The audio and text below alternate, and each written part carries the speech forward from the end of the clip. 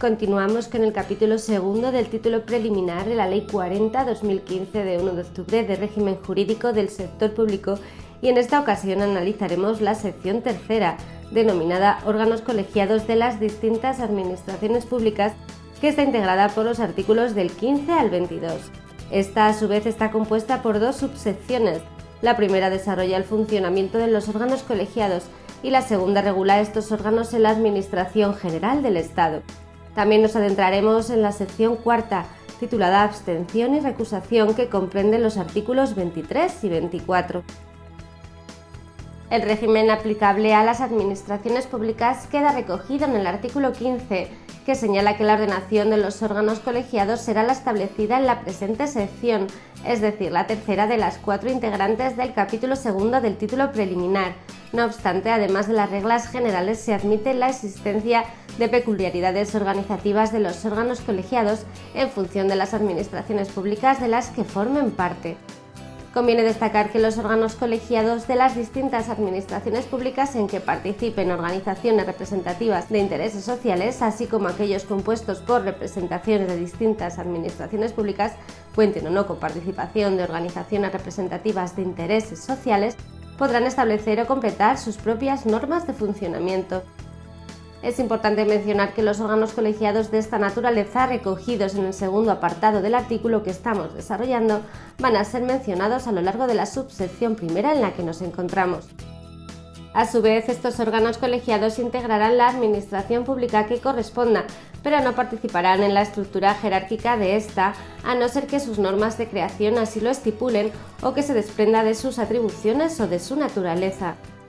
Hay que resaltar también que deberán ser publicados en el Boletín o Diario Oficial de la Administración Pública correspondiente los acuerdos de creación y las normas de funcionamiento de los órganos colegiados que dicten resoluciones que produzcan efectos jurídicos frente a terceros. Asimismo, las administraciones públicas podrán divulgarlos en otros medios de publicidad que garanticen su conocimiento. La publicidad mencionada será realizada por la administración a la que corresponda la presidencia si se tratase de los órganos colegiados de las distintas administraciones públicas en que participen organizaciones representativas de intereses sociales y de aquellos compuestos por representaciones de distintas administraciones públicas, cuenten o no con participación de organizaciones representativas de intereses sociales. Los órganos colegiados tendrán un secretario. La regulación de esta figura se halla contemplada en el artículo 16 y puede ser desempeñada por un miembro del propio órgano o por una persona al servicio de la administración pública correspondiente. Las funciones del secretario serán velar por la legalidad formal y material de las actuaciones del órgano, certificar las actuaciones del órgano y garantizar el respeto a los procedimientos y reglas de constitución y adopción de acuerdos. Es oportuno señalar que cuando el secretario no miembro sea suplido por un miembro del órgano colegiado, este último conservará todos sus derechos como parte del órgano.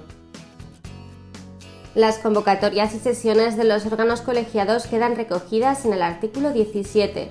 Estos órganos pueden, tanto de manera presencial como a distancia, constituir, convocar, celebrar sus sesiones, adoptar acuerdos y remitir actas, salvo que su reglamento interno establezca de forma expresa y excepcional lo contrario. Si las sesiones que celebran los órganos colegiados son a distancia, los miembros podrán encontrarse en distintos lugares, siempre y cuando se garantice por medios electrónicos, incluidos los telefónicos y audiovisuales, lo siguiente: la identidad de los miembros o las personas que los suplan, el contenido de sus manifestaciones, el momento en que se producen las manifestaciones, la interactividad e intercomunicación entre ellos en tiempo real y la disponibilidad de los medios durante la sesión. Entre otros, se considerarán incluidos entre los medios electrónicos válidos el correo electrónico, las audioconferencias y las videoconferencias. Conviene destacar que para que la constitución del órgano colegiado tenga validez, a efectos de la celebración de sesiones, deliberaciones y toma de acuerdos, es necesaria la asistencia presencial o a distancia del presidente y el secretario, o en su caso de quienes les suplan, y la de como mínimo la mitad de sus miembros. En el caso de los órganos colegiados en que participen organizaciones representativas de intereses sociales, así como de aquellos compuestos por representaciones de distintas administraciones públicas, cuenten o no con participación de organizaciones representativas de intereses sociales, el presidente del órgano puede considerar válidamente constituido aquel si asisten los representantes de los órganos señalados a los que se ha atribuido la condición de portavoces. Hay que precisar también que para su validez no será necesaria la previa convocatoria de las sesiones del órgano colegiado si están reunidos, ya sea de manera presencial o a distancia, el secretario y todos los miembros, si así lo deciden estos últimos. A su vez, debe saberse que los órganos colegiados podrán establecer su régimen de convocatorias si éste no está establecido por sus normas de funcionamiento. Tal régimen podrá prever una segunda convocatoria y especificar para esta el número de miembros necesarios para constituir válidamente el órgano. A no ser que fuese impracticable, las convocatorias serán remitidas a los miembros del órgano colegiado a través de medios electrónicos, dejando constancia de lo siguiente: el orden del día junto con la documentación necesaria para su deliberación cuando sea posible, las condiciones en las que se va a celebrar la sesión, el sistema de conexión y cuando procedan los lugares en que estén disponibles los medios técnicos necesarios para asistir y participar en la reunión. Es importante señalar que salvo que asistan todos los miembros del órgano colegiado y sea declarada la urgencia del asunto por el voto favorable de la mayoría, ningún asunto podrá ser deliberado o acordado si no estuviese incluido en el orden del día. Además, los acuerdos de los órganos colegiados serán adoptados por mayoría de votos. Cuando se asista a distancia a la sesión del órgano, los acuerdos se entenderán adoptados en el lugar donde tenga la sede el órgano colegiado y, en su defecto, donde esté ubicada la presidencia. Es oportuno destacar que quedarán exentos de la responsabilidad que, eventualmente, puede derivarse de los acuerdos los miembros que hubieren votado en contra de aquel o que se hubiesen abstenido. Por último, quienes acrediten la titularidad de un interés legítimo podrán dirigirse al secretario de un órgano colegiado para que les sea enviada la certificación de sus acuerdos. La certificación será remitida por medios electrónicos, salvo que el interesado manifieste expresamente lo contrario y no tenga obligación de relacionarse con las administraciones por esta vía. Las actas, que han de ser levantadas por el secretario del órgano colegiado en cada sesión, quedan reguladas en el artículo 18.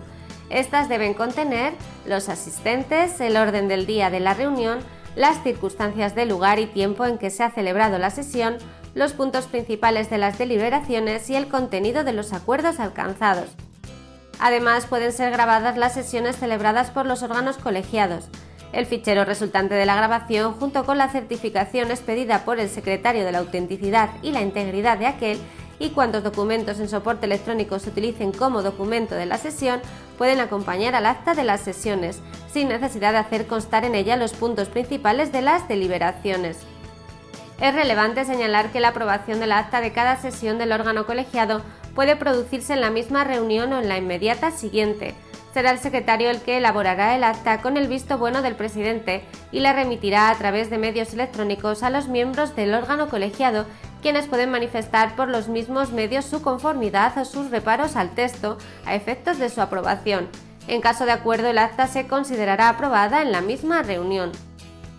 Para concluir el artículo, cuando se hubiese optado por la grabación de las sesiones celebradas o por la utilización de documentos en soporte electrónico, deberán conservarse de forma que se garanticen la integridad y la autenticidad de los ficheros electrónicos correspondientes y el acceso a los mismos por parte de los miembros del órgano colegiado. La regulación del régimen de los órganos colegiados de la Administración General del Estado y de las entidades de derecho público vinculadas o dependientes de ella queda consagrada en el artículo 19. Este se ajustará a las reglas previstas en el presente artículo y además a las normas que sobre ellos se establecen en la Ley del Procedimiento Administrativo Común de las Administraciones Públicas, que, como seguramente recuerdas, es la Ley 39/2015. Las funciones del presidente de estos órganos colegiados desarrolladas en el segundo apartado del artículo son las siguientes: ostentar la representación del órgano, acordar la convocatoria de las sesiones ordinarias y extraordinarias, así como la fijación del orden del día, teniendo en cuenta, en su caso, las peticiones de los demás miembros siempre que hayan sido formuladas con la suficiente antelación, presidir las sesiones, moderar el desarrollo de los debates y suspenderlos por causas justificadas,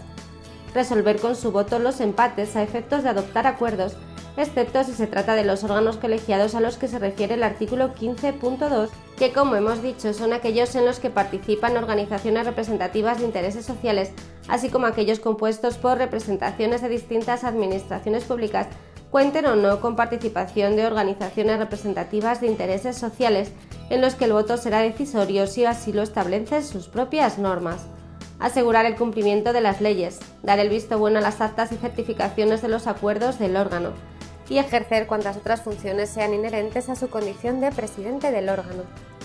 Es importante señalar que en los casos de vacante, ausencia, enfermedad u otra causa legal, el presidente será sustituido por el vicepresidente que corresponda o en su defecto por el miembro del órgano colegiado de mayor jerarquía, antigüedad y edad por este orden. No obstante, ha de precisarse que esta norma no será de aplicación a los órganos colegiados previstos en el artículo 15.2, en los que el régimen de sustitución del presidente debe estar específicamente regulado en cada caso o establecido expresamente por acuerdo del Pleno del órgano colegiado. Hay que destacar además las atribuciones reconocidas a los miembros de los órganos colegiados de la Administración General del Estado, que serán: recibir con una antelación mínima de 2 días la convocatoria que contenga el orden del día de las reuniones. La información sobre los temas que figuren en el orden del día estará a disposición de los miembros en igual plazo. Participar en los debates de las sesiones. Ejercer su derecho al voto y formular su voto particular, así como expresar el sentido de su voto y los motivos que lo justifican. No podrán abstenerse en las votaciones quienes, por su cualidad de autoridades o personal al servicio de las administraciones públicas, tengan la condición de miembros natos de órganos colegiados, en virtud del cargo que desempeñen. Formular ruegos y preguntas. Obtener la información precisa para cumplir las funciones asignadas y cuantas otras funciones sean inherentes a su condición. Conviene señalar que las funciones de representación reconocidas a estos órganos colegiados no podrán ser asumidas por los miembros de aquellos, a no ser que el propio órgano se las haya otorgado expresamente mediante acuerdo válidamente adoptado para cada caso, o que una norma también de forma expresa lo disponga. Asimismo, en los casos de ausencia o de enfermedad y en general cuando concurra una causa justificada, los miembros titulares del órgano colegiado serán sustituidos por sus suplentes si los hubiera. Además, debe precisarse que los órganos colegiados del artículo 15.2 podrán sustituir a sus miembros titulares por otros, acreditándolo ante la Secretaría del órgano colegiado correspondiente y respetando las reservas y limitaciones que establezcan sus normas de organización. Es importante resaltar que los miembros del órgano colegiado respectivo no pueden ejercer las funciones mencionadas cuando concurra conflicto de interés. Examinando ahora la figura del secretario del órgano colegiado, debemos destacar que la designación y el cese, así como la sustitución temporal del mismo en los supuestos de vacante, ausencia o enfermedad, se realizarán según lo establecido en las normas específicas de cada órgano y en su defecto por acuerdo del mismo. Las funciones de este miembro del órgano colegiado son las siguientes: asistir a las reuniones con voz pero sin voto y con voz y voto si la secretaría del órgano es ostentada por un miembro del mismo. Efectuar la convocatoria de las sesiones del órgano por orden del presidente, así como las citaciones a los miembros del mismo.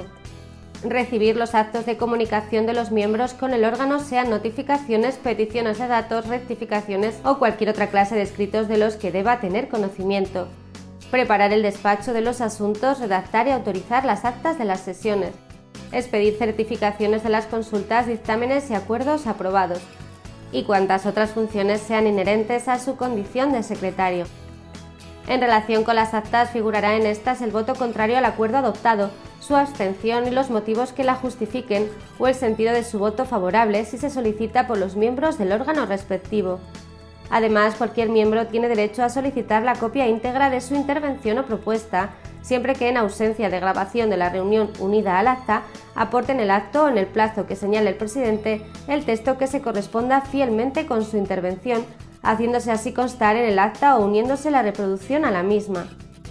Hay que señalar que los miembros que discrepen del acuerdo mayoritario podrán formular voto particular por escrito en el plazo de 2 días que se incorporará al texto aprobado. Acerca de la aprobación de las actas, esta podrá producirse en la misma o en la siguiente sesión, pudiendo no obstante emitir el secretario certificación sobre los acuerdos que se hayan adoptado, sin perjuicio de la ulterior admisión de las mismas. Se considerará otorgado el beneplácito en la misma sesión al acta que con posterioridad a la reunión sea distribuida entre los miembros y reciba la conformidad de estos por cualquier medio del que el secretario deje expresión y constancia. Asimismo, en las certificaciones de acuerdos adoptados emitidas con anterioridad a la aprobación del acta, se hará constar expresamente tal circunstancia. Las condiciones necesarias para la constitución del órgano colegiado quedan recogidas en el artículo 20. Para la válida constitución de estos órganos es preciso que se creen formalmente, estén integrados por 3 o más personas, los miembros tengan atribuidas funciones administrativas de decisión, propuesta, asesoramiento, seguimiento o control, y los miembros actúen integrados en la Administración General del Estado o alguno de sus organismos públicos. Resulta oportuno destacar que para la creación de un órgano colegiado en la Administración General del Estado y en sus organismos públicos es requisito imprescindible que su norma de creación o el convenio con otras administraciones públicas por el que dicho órgano se cree contenga la siguiente información: sus fines u objetivos, su integración administrativa o dependencia jerárquica, la composición y los criterios para la designación de su presidente y de los restantes miembros, las funciones de decisión, propuesta, informe, seguimiento o control, así como cualquier otra que se le atribuya, y la dotación de los créditos necesarios en su caso para su funcionamiento. Para concluir, el régimen jurídico de los órganos colegiados creados formalmente y compuestos por 3 o más personas que ostenten funciones administrativas de decisión, propuesta, asesoramiento, seguimiento o control y que actúen integrados en la Administración General del Estado o alguno de sus organismos públicos, se ajustará al régimen de los órganos colegiados de la Administración General del Estado y de las entidades de derecho público vinculadas o dependientes de ella, como está previsto en el artículo inmediatamente anterior al que estamos desarrollando, sin perjuicio de las peculiaridades organizativas contenidas en la presente ley o en su norma o convenio de creación. La clasificación y la composición de los órganos colegiados de la Administración General del Estado y de sus organismos públicos se encuentran desarrolladas en el artículo 21. En primer lugar, atendiendo a su tipología, debemos diferenciar entre órganos colegiados interministeriales si sus miembros proceden de diferentes ministerios y órganos colegiados ministeriales si sus componentes proceden de los órganos de un solo ministerio. Además, en estos órganos puede haber representantes de otras administraciones públicas cuando éstas lo acepten voluntariamente, cuando un convenio así lo establezca o cuando una norma aplicable a las administraciones afectadas lo determine. Acerca de su composición podrán participar, cuando así se determine, organizaciones representativas de intereses sociales, así como otros miembros que se designen por las especiales condiciones de experiencia o conocimientos que concurran en ellos, en atención a la naturaleza de las funciones asignadas a tales órganos. La creación, la modificación y la supresión de los órganos colegiados de la Administración General del Estado quedan consagradas en el artículo 22. En consideración a su creación, solo serán necesarias una norma específica y la publicación en el Boletín Oficial del Estado cuando el órgano tenga atribuida alguna de las siguientes funciones: competencias decisorias, competencias de propuesta o emisión de informes preceptivos que deban servir de base a decisiones de otros órganos administrativos y competencias de seguimiento o control de las actuaciones de otros órganos de la Administración General del Estado. Además, la norma de creación deberá revestir la forma de Real Decreto en el caso de los órganos colegiados interministeriales cuyo presidente tenga rango superior al de director general, la forma de orden ministerial conjunta para los restantes órganos colegiados interministeriales y de orden ministerial para los de este carácter. Conviene destacar que en todos los casos no mencionados, los órganos colegiados tendrán el carácter de grupos o comisiones de trabajo y podrán ser creados por acuerdo del Consejo de Ministros o por los ministerios interesados, y sus acuerdos no podrán tener efectos directos frente a terceros. Respecto a la modificación y la supresión de los órganos colegiados y de los grupos o comisiones de trabajo de la Administración General del Estado y de los organismos públicos, se llevarán a cabo en la misma forma dispuesta para su creación, salvo que éste hubiera fijado plazo previsto para su extinción, en cuyo caso se producirá automáticamente en la fecha señalada al efecto. La abstención de las autoridades y el personal al servicio de las administraciones queda consagrada en el artículo 23. Cuando concurran alguna de las circunstancias que procederemos a exponer a continuación en alguno de los sujetos mencionados, éste deberá abstenerse de intervenir en el procedimiento y lo comunicará a su superior inmediato, quien resolverá lo procedente. Son causas de abstención tener interés personal en el asunto de que se trate, o en otro en cuya resolución pudiera influir la de aquel, ser administrador de sociedad o entidad interesada o tener cuestión litigiosa pendiente con algún interesado. Tener un vínculo matrimonial o situación de hecho asimilable y el parentesco de consanguinidad dentro del cuarto grado, de afinidad dentro del segundo, con cualquiera de los interesados, con los administradores de entidades o sociedades interesadas y también con los asesores, representantes legales o mandatarios que intervengan en el procedimiento, así como compartir despacho profesional o estar asociado con estos para el asesoramiento, la representación o el mandato. Tener amistad íntima o enemistad manifiesta con alguna de las personas mencionadas en el apartado anterior.